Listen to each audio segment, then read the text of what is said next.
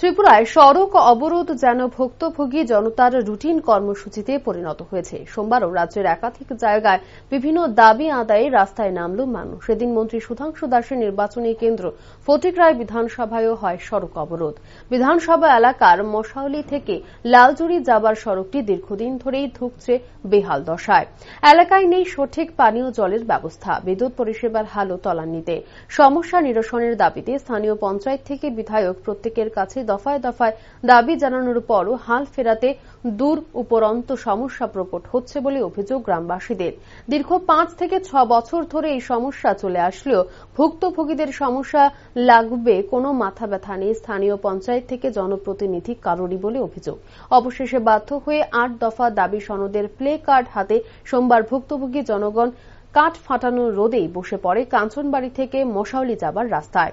আন্দোলনকারীদের অভিযোগ, গণতান্ত্রিক পদ্ধতিতে চলা আন্দোলনকে দমাতে সেখানে পেশি শক্তির প্রয়োগ করে স্থানীয় শাসক দলীয় এক ছিচকি নেতা বলপূর্বক ব্যারিকেড ভেঙে তাদের দাবি থেকে সরে যাবার হুমকি দেয় জয়নগর সুব্রত নামের ওই ছিচকি নেতা বলে অভিযোগ। পরবর্তী সময়ে আন্দোলনকারীদের প্রতিরোধে পিছু হাঁটতে হয় বাধ্য হয়ে ওই ছিচকি নেতাকে। আমরা লালজুড়ি রাস্তার লেগে সেরা এখানে মশাউলি তিমুকার মধ্যে আমরা এখানে বসছি। আমরা সমস্যা মেইন তো রাস্তা যদি থাকে তাহলে মানুষের চলাফেরার ক্ষেত্রে সবকিছুর ক্ষেত্রে ওই সুবিধা।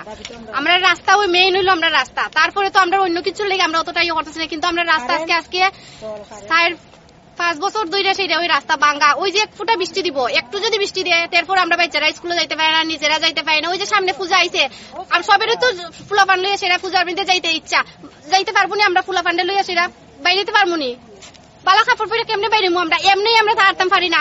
জুতা ফাও পর্যন্ত বইরা জায়গা, আমার বাচ্চা যাইতেছে স্কুল, পুরো বড় বড় ছাত্ররা মাথা পর্যন্ত ফেয়া কুইটা জায়গা, একটু জায়গা নাই যে এমন জায়গা মধ্যে ফাড়া দিয়ে বাচ্চাটা ফায়া শুইব।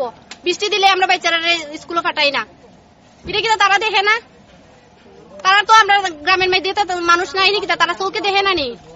এরপরে তো দাবি জানাইছি, দাবি যে এমন জানাইছি না পঞ্চায়েত আমি কতদিন আগে আইসলো এমএলএ আইসে, এরপরে গিয়ে আমরা তাই কইছি এরকম এরকম অবস্থা, আমরা কইছি কংক্রিট ফালাই দিব, কংক্রিট ফালাইব তাই না তো হচ্ছে দিলে ওই বলা কংক্রিট অতটুকু কংক্রিট ফালাই দিছে, এটা মানে মাটির নিচে লগার লগ হয়ে গেছে। আজকে যদি আমরা একটা রুগী যদি হয় তাহলে আমরা গাড়ি তো যাইতো না, আমরা রুগী ফসবো নি হসপিটাল ফসতো না, তো আমরা কিন্তু মানুষ না। আমরা প্রথম 10টায় বোধ হয় আমরা এখানে এসে রাস্তার মধ্যে ইয়ে করছি, আধা ঘন্টা যাইতে না যাইতে আমরা তো রুগী, এরপরে স্কুলের ছাত্র সবরে আমরা ছাড়তাছি, আমরা অসুবিধা কইলেও ছাড়তাছি। আরেকটা ছেলে হইতেছে স্কুলের ছাত্র আর কি টুকটুক আসলো, আমরা ছাইড়া দিছি।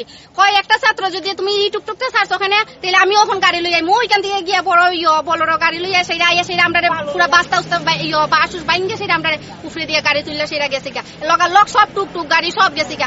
এইখানে যে মানুষ আছে, আমরা কিন্তু মানুষ না নি, একটা মানুষের কিতা হইতে পারে না যে আরে মানুষটি যে আইছে তারাও তো কোনো কিছু থাকতে পারে, দুঃখ দেখতে আইছে